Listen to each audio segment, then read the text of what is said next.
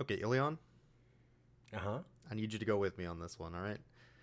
Okay, I'm going. All right, count of three. We're going to say the worst swear word we know. Okay. This is important. It's for the for the marbles. world championship. Okay, just give me. Okay. All right, I've got my dictionary. Are you ready? Hold You on. ready? Okay. Yeah, all right, that's the one. There we go. Okay. 3, 2, 1. Heck. Frig. Oh, you went with wow. Okay. Whew. Went with frig. I think you might have got it. I don't think I got it. Did I get? I think. I, Hex. Oh, world record! Let's go! Welcome to Rough Cuts. We're swearing. We're swearing. Dogs, they're coming. They're coming your way. They'll be here soon. Hey, they're the dog people, aren't they? Hector is a mischievous mutt. Hector is a lovable companion. He's my best friend. Hector! He got swept away on the raft. We have to leave. Well, we can't leave without him. Hector! Hector has just been left behind. And now he's embarking on a cross-country journey to find his family. Experience this inspiring tale of friendship and adventure. Hector! Heck's Way Home.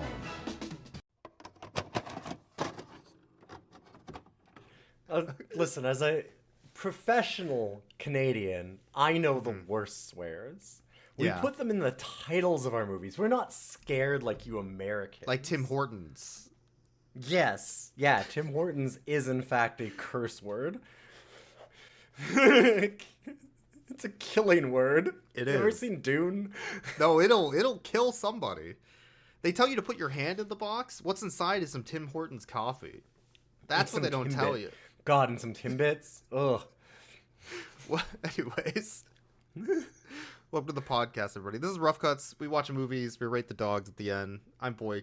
That's Ilion. Hello.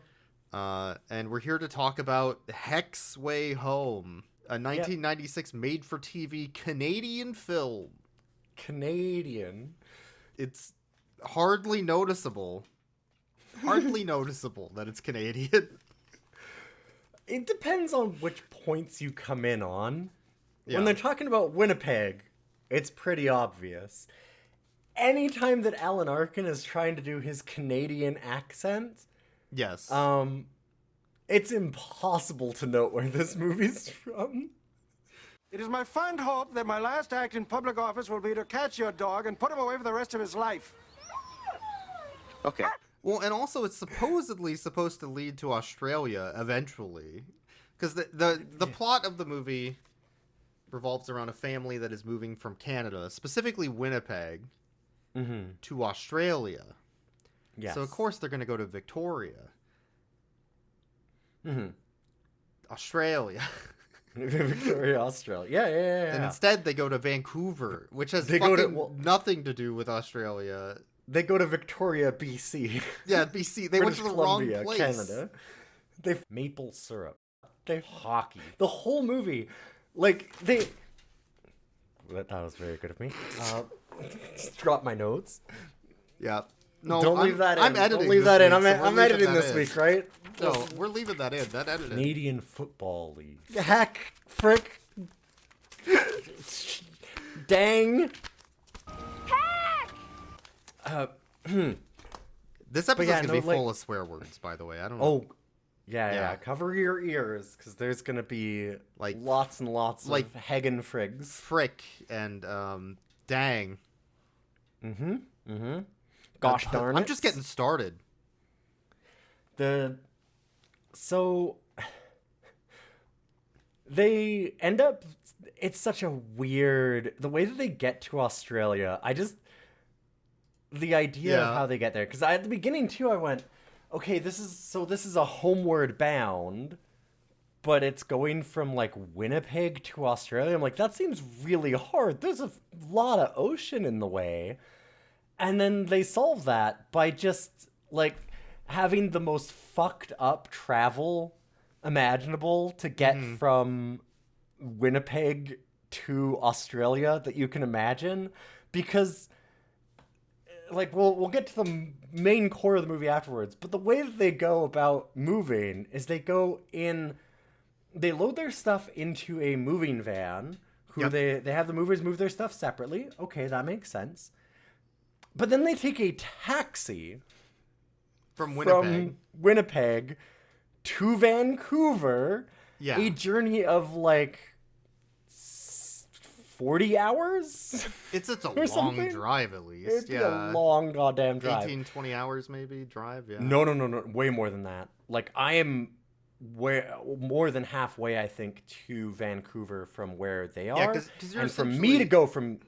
You're going from, like, the my Great house Lakes, to basically, to the West Coast. Yeah, not quite Great Lakes, but, like, from where I am, almost halfway between, is going to take me 18 hours to get from here to Vancouver. Yeah. So, Well, they like, took a taxi, though, so... They taxi, take Are you saying the taxi drives the speed limit? Is that what you're saying? They're taking a taxi. That's motherfucker's true, driving at least true. like That, 150 He's kilometers. weaving in and out of those BC mountain roads in between runaway semis at like breakneck pace. You've played the laying on the horn the whole time. DOS Canadian travel game. You know how this works. Cross Country Canada. Yeah. No, I've played Cross Country Canada. Yeah. That is an accurate description of what happens in Heck's Way Home. I'm pretty sure. Sure. Including all the trucking information you need to know as a Canadian child, of course. Absolutely. Okay. Yeah, all the commodities. You get to learn all about commodities trading. Yeah. But by the way, Cross Country Canada is a gem. It's great. you leave it added there. But yeah, they take a taxi from Winnipeg to Vancouver, and then their final.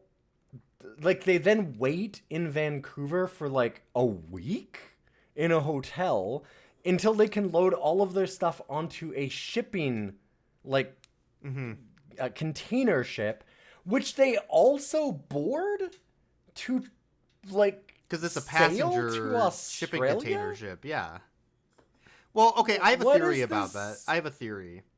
I think they went to a really, really shady travel agency. Travel agents. like in Shenmue. and there was like Yakuza there that were giving them fake tickets to a shipping container so that they could then like, you know. Can I ask you something? Yeah? Don't talk to me! Man, we're really going for all of the most relatable references that we can here, huh? Shenmue? Everybody knows about Shenmue. Shenmue, Cross Country Canada. I should just bring up what I told you about in this and talk about the Canadian isekai from the 90s. The Canadian isekai. The Odyssey. Well, there's also the Canadian rail system, which we all definitely know. Yeah. The CPR with Canadian National Railways on it. Yeah. We could talk about other Canadian dog content like Littlest Hobo.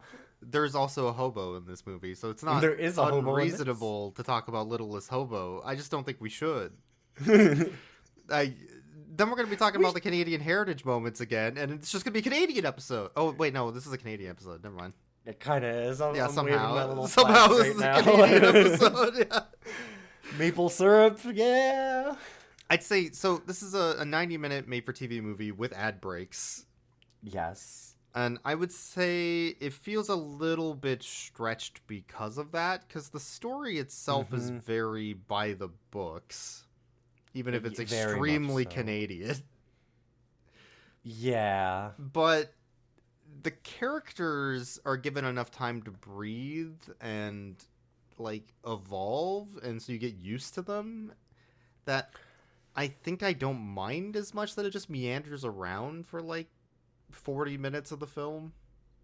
Yeah, the movie has very little plot a lot of the time, because the plot is just dog has to get back to family. They That's left it. the dog. Yeah. That's it. in Winnipeg. That's the plot. And the dad's But- so preoccupied with his agricultural inventions. Inventor dad. It's a dog movie. He's agriculture inventor dad. that he can't pay attention to the dog they left at home. He's like, oh, the dog will show up. Whatever. I don't It's care. fine. Yeah. Yeah, But it ends up having very little in the way of, like, tension and plot a lot of the time. Like, there's not a ton that happens. But like you said, I think the writing for the characters and the little jokes that they put in for them are charming enough. And I also think the actors are quite good. Yeah, the actors they're are all all pretty really solid, solid. I would say. There isn't anybody that I'd say is just terrible.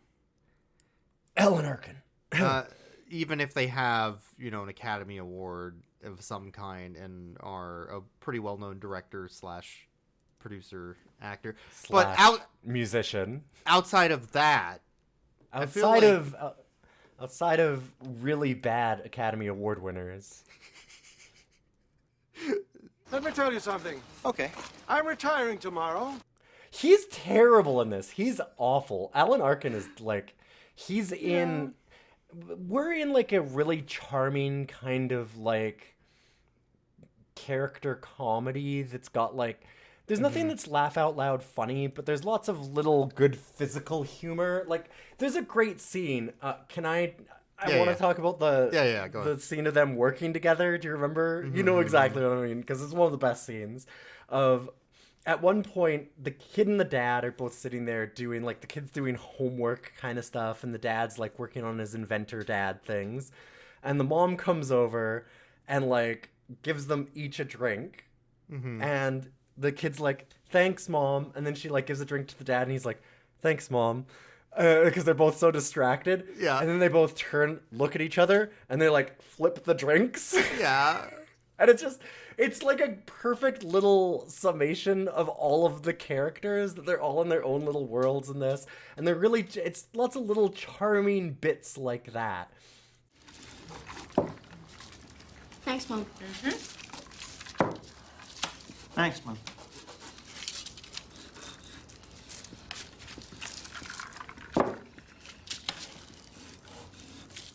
It reminds me of this is almost like a slice of life movie, is what it feels like in some ways. Very much so. Yeah. But all the but little comedy bits are great. There's a lot of good physical comedy and a lot of very like charming written, well designed shots, I would say. And lots of like interesting characters, and lots of like the actors get to do a lot of fun stuff with it. And then Alan Arkin is just straight up doing like a bad like Air Bud 5 villain. Yeah, or Rat Race or any of that stuff. Yeah. Like, it's awful. It's terrible. It's really bad. Like, I don't hate Alan Arkin, but he's not good in this. Like, I think some of it is the writing too, because like his character's not written. His character is very one-dimensional compared to everybody else. Like, he doesn't really have anything going for him other than he hates the dog. But yeah, I mean, so he's a dog catcher, but he also really wants to be in law enforcement. Yes. Yeah, he's so the in worst some person. ways, he's a cop, which it makes sense for him to be shitty. Mm-hmm. And if you think about it, I think some really good things happen to him this film. Yes, the situations he's put in are great. It's just, man, I don't know, he just is so unbelievably unlikable in a movie where most people have some kind of charm to them, that it feels like a nails on chalkboard a little bit when he's on screen. And it really doesn't help that I don't know what the hell he was doing with his accents or something, but like Canadian, clearly. Yeah, definitely. He nails that. It is a mishmash of every country that speaks English in the world, just about. It's constantly just fluctuating all over the place. He has no idea what he's doing with that thing. So Hexway Home came out 3 years after Homeward Bound, and is very clearly just a let's do Homeward Bound also, because they shot this in probably 95 based on all the calendars in the background of various shots. Good for you to notice that, yeah. And it came out in makes 96, sense, so for sure. Okay. So they're like, okay, let's do Homeward Bound, but Canada. Right? Yep, yeah. And I'm like, okay, so the basic plot, again, the dog gets left home and has to make across country, and you would think across world based on them constantly talking about Australia, but no, across country. And it's funny how he gets separated because it's so like arbitrary, I think. Yes. Yeah, the separation is weird. He okay, so the son, Luke, is out playing with his neighbor friend, and they have a raft they built to go down the river. Yeah, that like Tom Sawyer style. The like Tom all Sawyer Canadians River. These kids are from the 1800s somehow. No, they're from Canada, boy, because it's different. Oh, okay. But okay, so It's Winnipeg. It's Winnipeg, boys. they made this raft, but they didn't realize that there's a dam like less than a kilometer away from where they made the raft. Like, Yeah, there's like a weir. are they stupid? I mean, they're kids, but like, Yeah. Well, they're also kind of maybe murderous. maybe. Like a lot of this movie is. Yeah, maybe. So they get on the I'll raft. explain that in a minute. They get on the raft because the bullies show up. The bullies, the Yes. Jackson brothers, the Jackson 5 minus 3. And these are the most Canadian people in this entire movie, by the way. These two bullies, they're like their plaid vests and everything. They remind me Matching of plaid vests and shirts. the Salute Your Shorts kids, if we're going to keep going to things that nobody knows what the fuck I'm talking about. Yeah. We hold you in our hearts. And when we think about you, it makes me wanna fart. It's I hope we never part. Now get it right or pay the price. But, okay, so they're bullying Luke and his friend. And also Heck is there. And they're like, oh, fuck. Yeah? You want my raft, you fucking bullies? What are you going to do, take it? Yeah? Yes? Oh, shit. Fuck, I didn't think they would say yes. Oh, shit. Oh, fuck. Quick, let's launch ourselves. They launch themselves into the center of the river, and they're like, well, now they can't get us. We're going down the river. But the bullies have learned technology. Yeah, so they get a tire swing, and Yes. they start, like, American Gladiators the kids off of the raft. Mm-hmm. But Heck gets stuck on the raft going down river, and they're like, oh no, but we're leaving to Vancouver tomorrow to move to Australia. And Heck's on this raft. What are we gonna do? He's not the only one that gets stuck in this scene, by the way. Oh yeah, the bully too. Because this is the first murder of the movie. When you'll notice I say first murder. This movie's rated G for murder. Yes, yeah. Yeah. For general homicide. Yeah, so And, because the bully is stuck on the tire swing, and his bully brother is laughing at him, and then he's like, "Dude, I can't swim. Can you pull this swing back and help me?" Yeah, rescue me. And everyone just leaves him. He never go shows away. up again. They never show up again. Neither bully ever shows up again. I'm assuming because the one's dead and the other brother's in prison for letting his brother die on this That must river. be it. That must be It's it. gotta be it. But okay, so Heck's gone. We find out Inventor Dad is the inventor of very special farming equipment, which all Canadians can relate to. Absolutely. And he's like, this is a very Winnipeg Canadians. specific definitely. farming gear that I made out of my own brain that has never been made before, and don't break it, because if I go to Australia and we Hockey. frick up this deal. Whoa, yeah. Whew, don't want to say the wrong You gotta word. use the proper Canadian terms here, please. then CBC will not air this movie if you don't Yeah. have appropriate Yeah. Canadian content. But if I heck up this deal in Australia, There you go. my boss will literally kill me and my family. It's like Correct, a mafia yes. situation. Okay. And then it hard cuts from that to Alan Arkin doing a come to Butthead. Come to Butthead. Yes. Come to Butthead. To a duck. Yes. Just out of the gray cup. nowhere. Oh, yes. Ducky, come to me. Come, get a submarine sandwich, Ducky. Oh, good. As he All sees, the Alan Arkin scenes you feel like in I such don't a know, different movie. but he sees Heck going down the raft. He's like, "Oh, Hockey. I gotta kill that dog. I can't let it get away."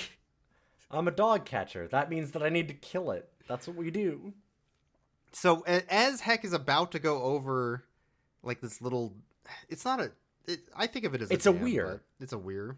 It's a weird. Like, we have one Yeah. right near my house, and they're actually, like, it looks very small. Like, it looks comical as far as, like, danger goes. And they present it as this, like, big danger because it's, like, a, foot drop in the water? Yeah. But it's the kinda thing. undertow and the circulation of the water underneath that can pull you under and hold you. Well, there, and it's right? also got gears and stuff in it. It's actually extremely dangerous. Yeah. We have one, like I said, right near my house, and actually it was like 3 days ago, 6 people had to be rescued out of it because they were being jackasses and playing near it. So our dog catcher, Alan Arkin, is like, I'm going to kill that dog by saving him from drowning Yes. and throwing him in dog prison.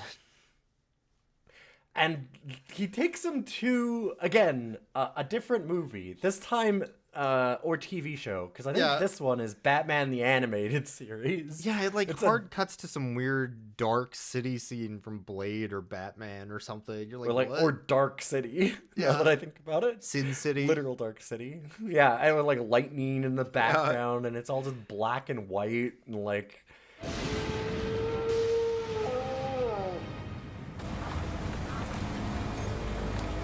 You're basically hearing like Hitler propaganda on like loudspeakers constantly. Like, okay, man.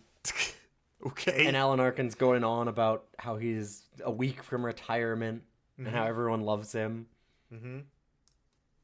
So Heck plays like he's sick, and our dog catcher's assistant lets him out on accident To check him, by checking in on him. And then Heck immediately just like jumps over all the cages and the fence, the barbed wire dog prison fence, the electrified barbed wire. and then Alan Arkin's just out of the movie for the next like 50 minutes for no reason.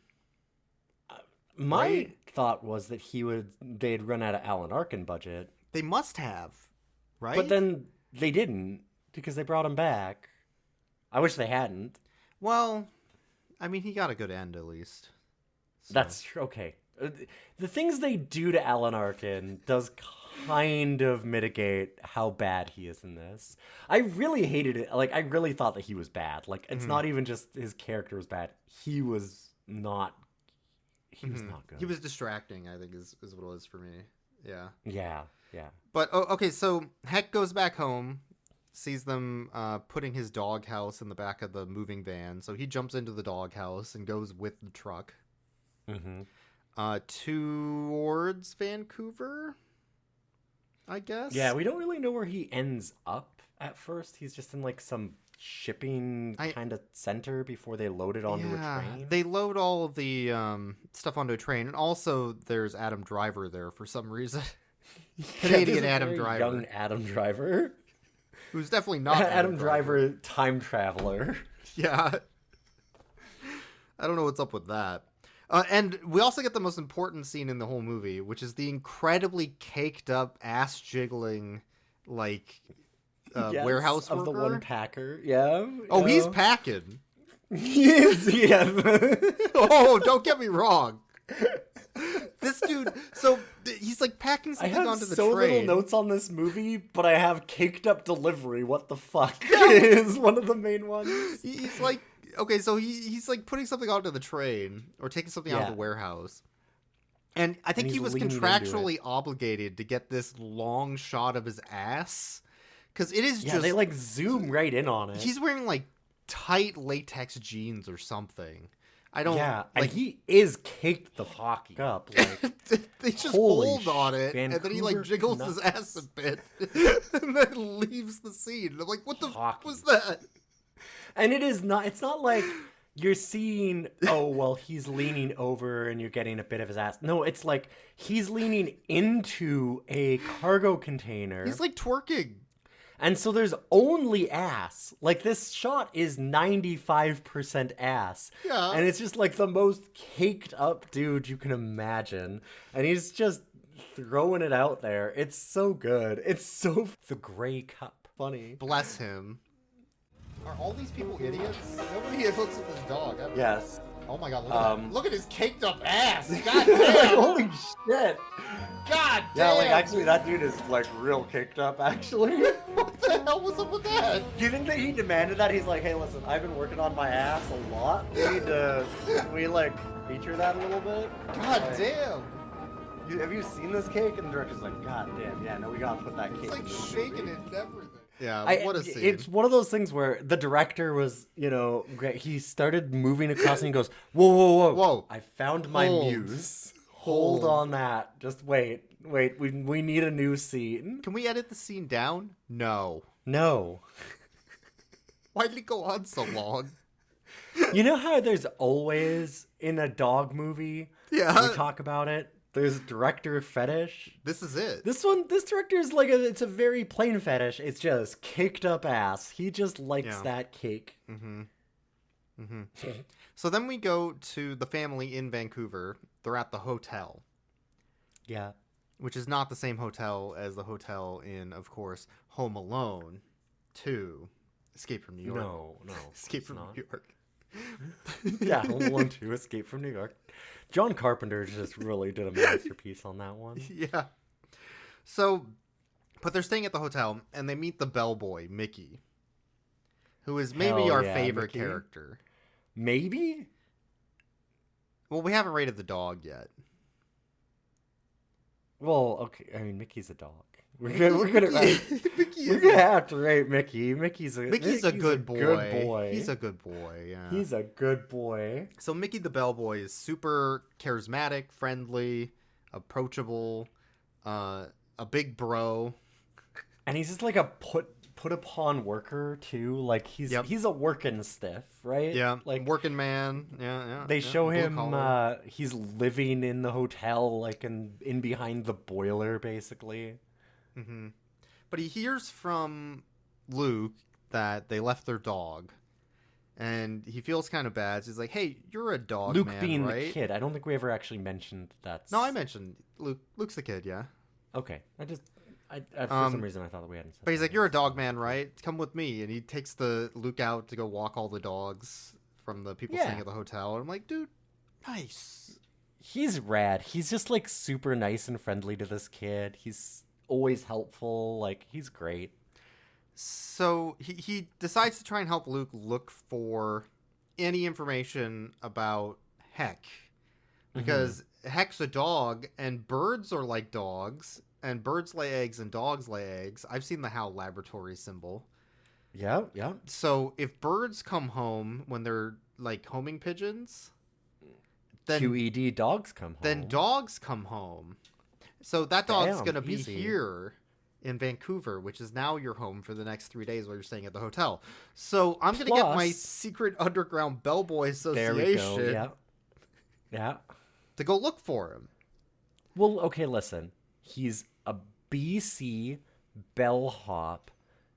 You know he's gotta sell that green. He's absolutely moving all the weed. He's an entrepreneur as well. Like, he's Pacific Northwest. It makes sense. Yeah. Yeah. So I mean, he's got a whole underground group of bellhops to help him move product, as he puts it. You know, like he knows all of the. He's like he says. He's like, I know all of the shippers. He knows what he's talking about. Oh, he knows. At the same time, Heck wanders upon a vagrant, I guess, hobo, homeless guy, whatever you want to say. He calls himself Roadrunner. Roadrunner Red. Who is wandering amongst the plains of Canada. Yes, hopping trains. And he steals his bread, which is meal for the night. And then Roadrunner's like, come on out, I'll fight you, I'll put up your dukes, I'll kill you. How Who the dare you? Montreal Canadians took my bread. Whoa. Can't say. Whoa, oh, sorry. Oh man, I have been around you Americans too You gotta much. say the I'm using hard some stuff. Americanism. You gotta say sorry. the hard stuff. He Yeah, says friggin' frig. Frig. The CRTC is gonna come down on me for not having enough Canadian content. I've heard this. So in America, we flip the bird, right? Like the middle finger. Yes. In Canada, I think they do the whole turkey, right? Like, yeah, we do. Yeah, like absolutely. the whole turkey. Yeah. You can't see it. For but our I'm doing audio the whole listeners, turkey. this is perfect. It's the whole turkey. Listen, you'll just have to imagine what Borks The is whole doing for his turkey. whole turkey. The whole turkey. It's exactly what you think it is. He's got his pants off and everything. Pants down, whole turkey I out. realized halfway through that was not going to work. No, it works for me. God damn it. So anyway, Roadrunner's like, I gotta go. I gotta get the train. And then Heck starts snitching on him to the Heck road also cops. does a really good job. I just want to point out here real quick, though. He tells Heck that he's going to beat him up. And then, because he doesn't know who took it, he thinks that it was maybe a person. And then Heck comes back and really, really sadly walks over and drops his food back bread, on his plate. Yeah. Like I just had to point out, Heck's What a a good good dog. boy. He's a good dog. They do a great, like, honestly, this is a really well trained dog, and he's really cute. He's like a border collie cross. This is black and white. He's super. Yeah, they say German Shepherd Border Collie mutt. He looks is what pure. they say, but I think it looks more looks just pure Border Collie to me. Yeah. Yeah. He could be both. I mean, it's hard to tell. Heck jumps the train with Roadrunner. And then as they get off the train at the next stop, a rail cop shows up. Yeah, right as Red is telling him, you gotta watch out for one last thing. And then it's the rail cop that, like, taps him on the shoulder. It's like a good little bit in a way, right? Good like, bit. it's kind of like, oh, there's the last thing. There it is. So they try to give the rail cop the slip by jumping back into the rail car. And Roadrunner's like, hey, wait, I got a great idea. Watch this, Heck. And he goes out the other side, closes the door. And the rail cop jumps in, sees the dog. He's like, okay, I'm going to get that guy. Where are you? There's no other exits. And then he went under the train, called the dog back out, and then closed and locked the rail cop in the car. Hell yeah. And that cop is maple syrup. Dead. Absolutely. This is also after our very, very good boy, Heck, does a heckin' good job. And to get him away from the cop, he bites the cop's ankle and knocks him over. He does say to start ACAB. off this chase. Heck does say ACAB. Heck is all on ACAB. Yeah. 1312. Yep. So they ride the rail again, or they're just walking along the rails through the mountains, something. Yeah, they start walking along the rails because they end up not, because he's like, oh, we got to make sure we get the train back. But now they're like, well, okay, the cop's in the train. We can't really ride that train anymore. So instead he's like, well, I guess we're going to have to hoof it. So they start hoofing it. And as they're walking along the rails, he starts going across like a bridge or something. And he's like, look, there's one more thing I didn't tell you about, Heck. Definitely. You got to watch out on these bridges. Because sometimes trains will just come out of nowhere and isekai you into like an alternate universe. You really got to worry about Train Kun. Train Kun will hit you, and then suddenly you'll be in an online MMO, and it's the worst. And the whole time, Heck is sitting there going, Frig, get off the track. Frig, there's a friggin' heckin' train coming, you idiot. Yeah. And, of course, the train comes. They have to run. And then, as Roadrunner is about to get run over by Train Kun, I think Heck does a get down, Mr. President, or something. Yes, basically, yeah. Knocks him onto like a little platform on the side of the train bridge. Yep, saving his life, but going over the other side of the bridge, falling down hundreds of feet into moving water and rocks and rapids, and then disappears. And absolutely dying. That dog is absolutely dead. There's no way that's survivable. So anyway, Heck survived. Yes, so Heck's fine. And we also cut back to Mickey, who's trying to now push away Luke from all of his crazy ideas of Heck actually being alive and showing up sometime. Because the parents are all pissed that he's giving him hopes and dreams. Yeah. Yeah, his dad. That's one of the other notes that I have. His dad is a very funny, like hapless inventor kind of person. They do a good job of. He's just constantly falling over things in the background and stuff. Like he's just that kind of klutz, and they do it in a subtle enough way that the slapstick really works well. I thought, but I have a note where the kid gets mad at his dad because like this is kind of going on in the background the whole time. If they're constantly, he's like, no, like we gotta keep looking for Heck, and he's like, no, like we have to go to Australia and doing all this, and the mom's kind of telling the dad that he needs to be more mindful of the kid during some of this, but they're having this family drama happen, and there's a moment where he's like, well, like, if I got lost in Winnipeg and you had to go to Vancouver, like, you'd have stopped for me. And the dad's kind of like, and I'm like, nah, we'd have left you too. Like, I really got to get to Australia, sorry. No, you don't understand how important this deal is, kid. We'll send someone to pick you up. Big. Like, it's fine. Yeah. You'll figure it out. Like, that's how distracted this dad is. He's just totally out of, he's fully involved in only this deal and nothing else. So as Heck went over the bridge, I think either Roadrunner grabbed the collar or found the collar afterwards because it got stuck on something. He grabbed it. He tried to. He holds the dog for a second. Like he manages to grab him as he's falling. But he slipped out. But he just grabs the collar and he basically slips out instantly, and he's just left with the collar in his hand. So he feels bad and he wants to let the owners know. So he goes to the local post office in the mountains. And he's like, hey, I want to send a letter to this address on this dog collar. Yeah. And this lady at the post office is like, that's a hockey dog collar. What the hockey are you doing? Yeah. And I really like Roadrunner Red. Like, he pulls out his last, like, crumpled 20 out of his hat kind of thing to mail this letter to them. Yeah. So, like, he did...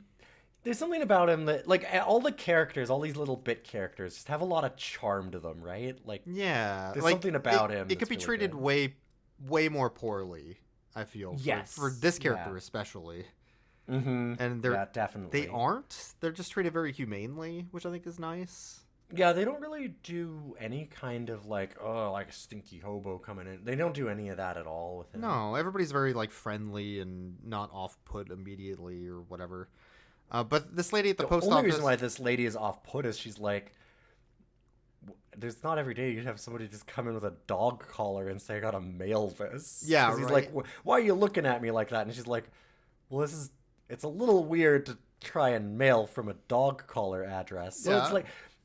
It's because you expect, like, oh, she's being shitty to him because he's obviously a vagrant. No, not at all. Like, it's done very... Yeah, she even extends him like a cup of coffee. It's like, hey, maybe you want to send a letter to your own family while you're here, you know? Yeah. And even just without that, she was before like, well, you don't have to leave immediately. Like, here's some coffee. Like, it's sit down, just relax. Like, she just seems really friendly. Everyone in this movie feels very charming and friendly for the most part. There's only a couple of villains, and I like that most of the time. Like, it's weird because normally we'd complain there's not any tension in a movie, but this one being more slice of life really seems to just work for it. Like, it does a better job of that. And maybe that's why I'm so off put by Alan Arkin, because he's just kind of... He's like the goofy Disney villain in like a very... He's just this weird, nasty man in a movie that doesn't need it. This almost feels like a folktale to me, the more we talk about it. Absolutely. Yeah. Yeah. No, that strikes me as true, for sure. Okay. So he mails this letter. Which the friend at home gets from the post office lady because she's collecting their mail. And then she leaves a message about what's going on, essentially. She was out on bail from murdering that bully in the beginning of the movie. He probably deserved it. To be able to receive this letter. Yeah. No, he probably deserved it. You know. I mean... They were shooting slingshots at them. They were. On their raft. That does seem pretty fucked up. That's pretty not okay. And then Heck is like in a cave with a rattlesnake, a diamondback, we determined. Yes. And Heck killed the shit out of that snake. And then Yeah. that was the tension in the movie, I guess, because it didn't matter. Mm-hmm. No, yeah. I mean, they needed to just, you got to have a little bit of danger or whatever. Like, but they're putting some stuff. The important thing is Heck is no longer riding a train on this 3-day journey to Vancouver and is now on foot. So we see him on the base of the mountain. And then the next time we see him, he's in the fucking snow of the mountain, like on the top. I think he's summited all of them. That dog is hoofing ass on the Canadian Football League trail. It's wild how far he goes. He went over the timing Rockies. Of this makes no sense. It doesn't, like, how did this happen? But as he's going over the mountains, we cut back to Luke, who is having a nightmare dream. You could tell because he's saying frick. Frick. Heck. Dang. Darn. And then he shoots up in bed and says, heck.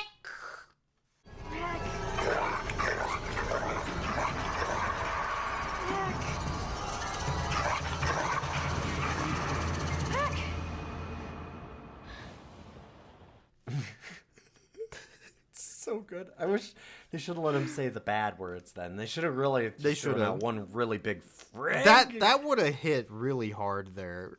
Yeah. I mean, this being like a PG Canadian film, obviously you're allowed one frig in it. And I think that's the one time they should have used the frig. One's a lot.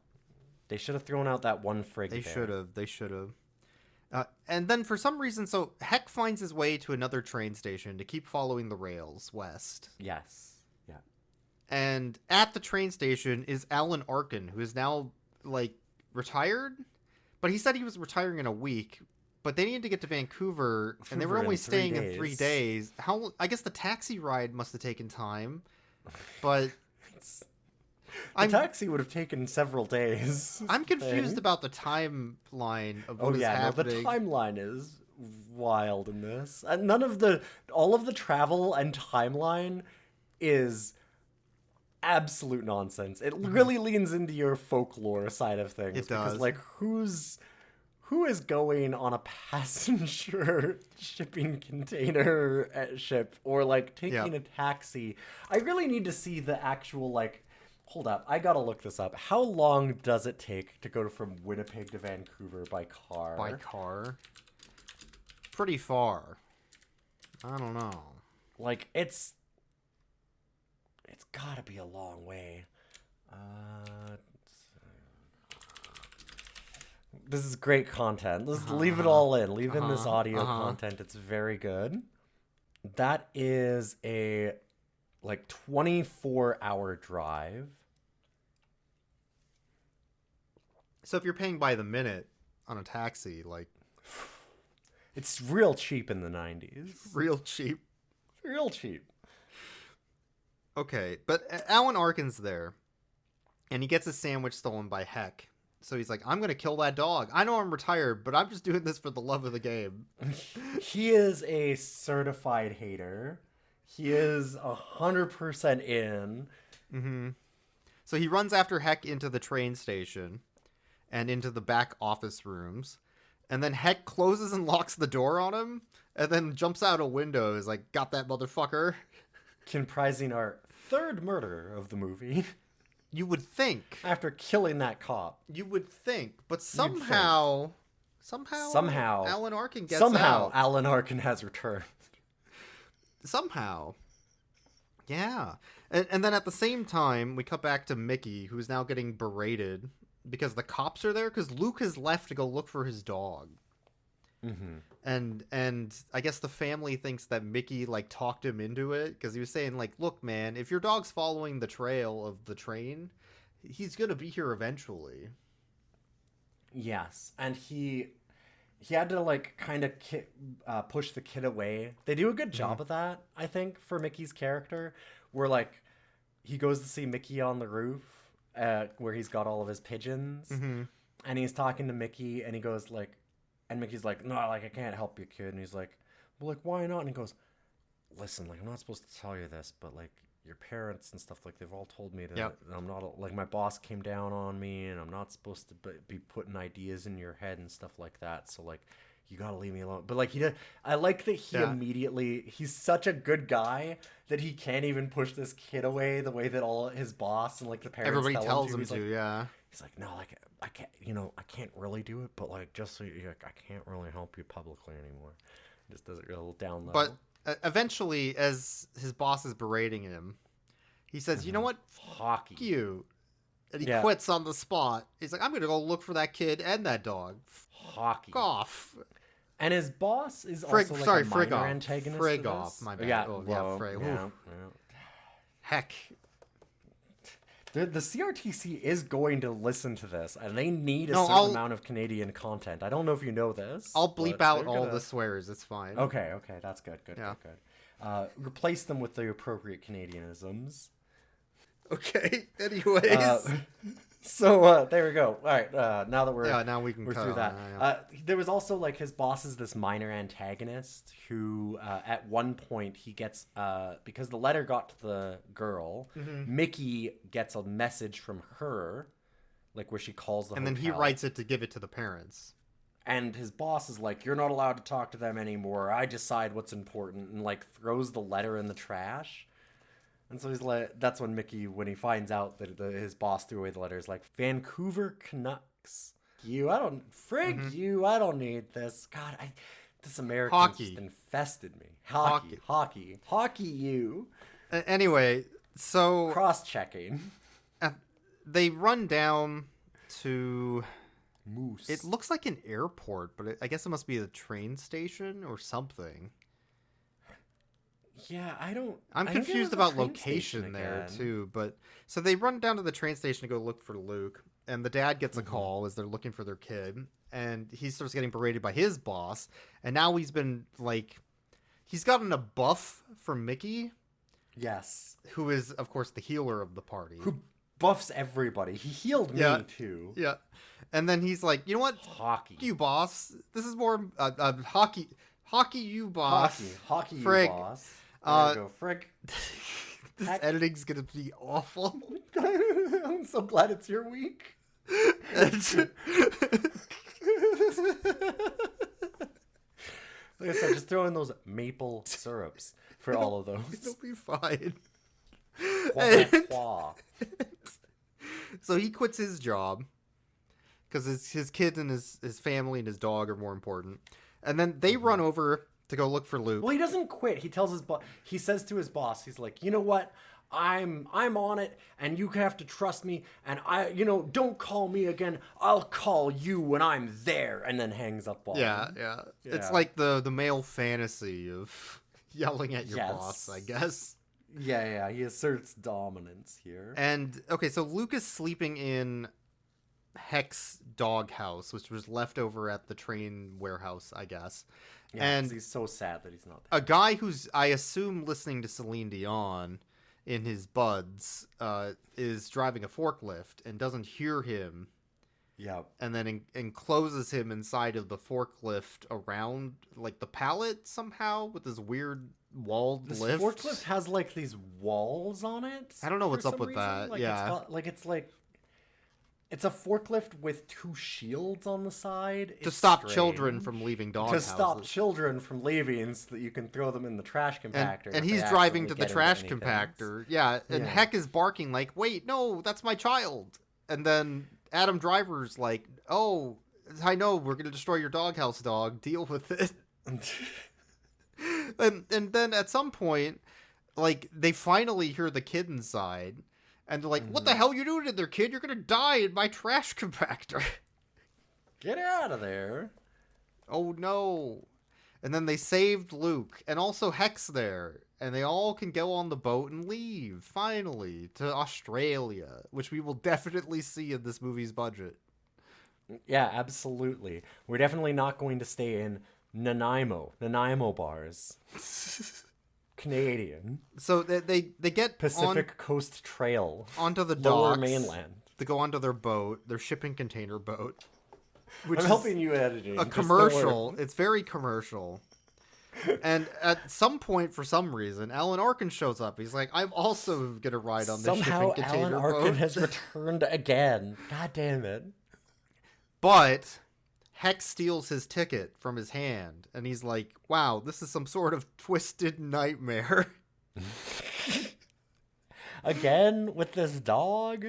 And he runs into a shipping container that he thinks Heck ran into, and then Heck closes the container on him and locks it. And then it cuts to Heck freeze frame winking at the camera as Alan Arkin is yelling for his god maple syrup life in the background. Hello? Hello? I'm in here. Hello? Help! Help!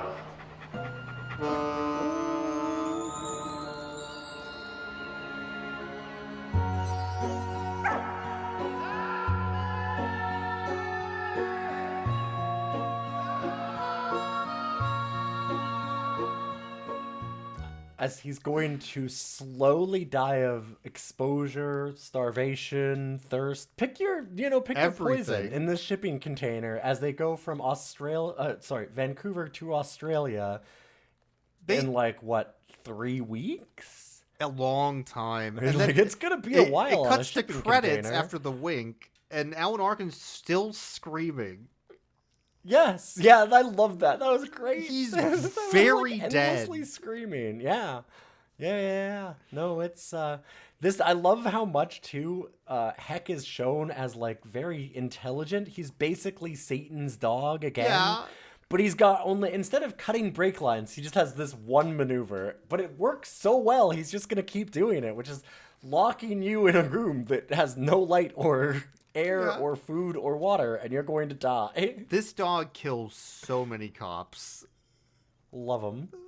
And that's Heck's Ways Home, I guess. It's like a very by the numbers movie, I would say, but it's elevated somehow by the performance.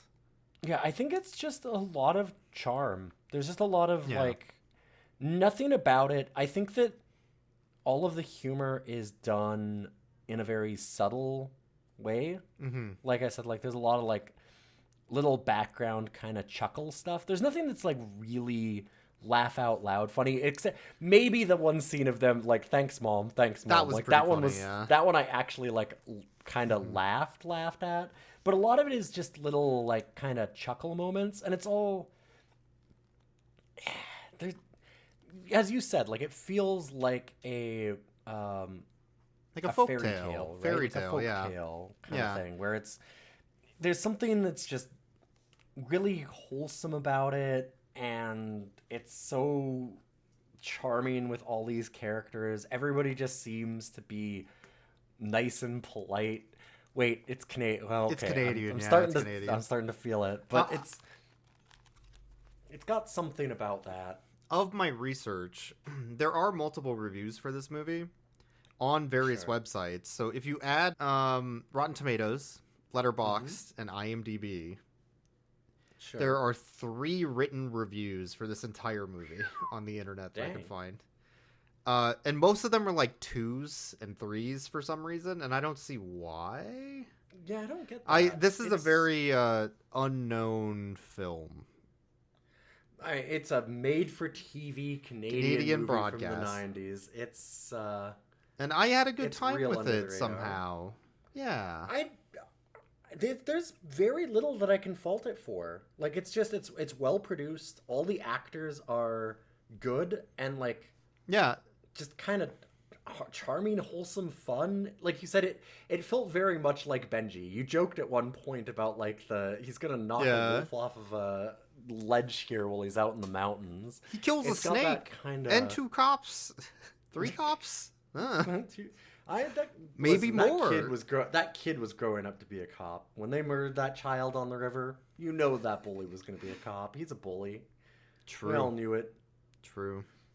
Just doing it in advance.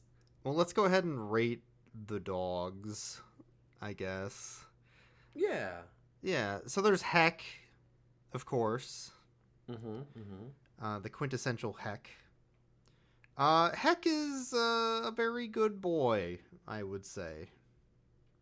Heck is, You know, I'm gonna rate Heck a 777. He's the Canadian Satan's dog. He's out there murdering, but he's only doing it to cops, and you know, so he's not the number of the beast. He's I'd the have to give him number a 13-12 out of 10. Yeah. That sounds right. Yeah. That feels correct. And then there's Mickey, who is And also there's a very Mickey. good boy. He's a very, very good boy. One thing we forgot to mention, so as they're leaving to Australia on the boat, Mickey always wanted to go to Australia because his parents died and they're from Australia and he's here now in Canada for some reason. I guess. So he wants to go back and he's like, oh man, Mickey, you'll make it to Australia someday. I believe in you. Yeah, I will. And then a hard cuts to him hiding in a barrel to like stow away to Australia. And the Heck's like, hey, what are you doing in there? Shut the fuck up, Heck. Shut the fuck up, Heck. Shut the frig up. Shut the frig up. Maple syrup. Maple syrup. Quebecois. Montreal. This episode's gonna suck. Poutine. Cheese curds. Montreal smoked meat. And stop it, Heck. And he stows away to Australia and takes their money that they gave him to like save to go there. And it's like, I love Mickey. He's such a cool guy. Boy. You know, I knew Mickey back in high school, and he was such a bro, getting me all the weed and alcohol that I needed when I was underage. It was great. Yeah, I would rate Mickey as a so fine, you blow my mind out of 10. Yeah. Yeah. He definitely blew my mind. With, and maybe his boss. 420 out of 10 too, I assume. Yeah, okay. Maybe his boss at one point. That was a weird thing where his boss. Yeah, why did he get all submissive? That was weird. Well, there was very little. His boss goes like, "You're being insubordinate," and Mickey goes down on his knees in front of him, and he goes, "No, I'm the most subordinate," and it's like. Wait. Oh no, was Mickey, this related to the that's twerking scene earlier in maybe. Well, anyways, his boss looks like the Canadian Football League Crypt Keeper too, so it's a really weird Sorry, vibe. the Maple Crypt Keeper. Yeah. Yeah, the Maple Keeper, as they say in Canada. Anyway, that's Hexway's home. Thanks for listening, everybody. He's the goalkeeper. The goalkeeper. He's the goalkeeper. You can support us on Patreon. Tales from the Toronto Maple Leafs. That's terrifying. You can't just say that. I can't. I mean, they haven't made the playoffs in maple syrup. 20 years of hot-ass team pieces. Vancouver Canucks. That's not true. I think they've made the playoffs, but boy, the Grey Cup. Fall on their face all the time. You can, of course, email us at roughcutscast@gmail.com. Yeah. You can follow us on Blue Sky at roughcuts. And that's it for this episode. Another very Canadian episode of Rough Cuts. I'm currently waving little Canadian flags. I'm gonna go find my way over to a combination KFC, Taco Bell, Tim Hortons. Oh man, all the Yum brands. Yeah. And then I'm gonna lock a cop in a Montreal Canadiens. Frig. All right, bye. All right. Have fun editing that. Heck! Hey, but you're a dog man, right? I mean, you like dogs, they like you. Am I right? Yeah, I guess so. Why? Come with me. It's like we warped into some freaky alternate dog universe.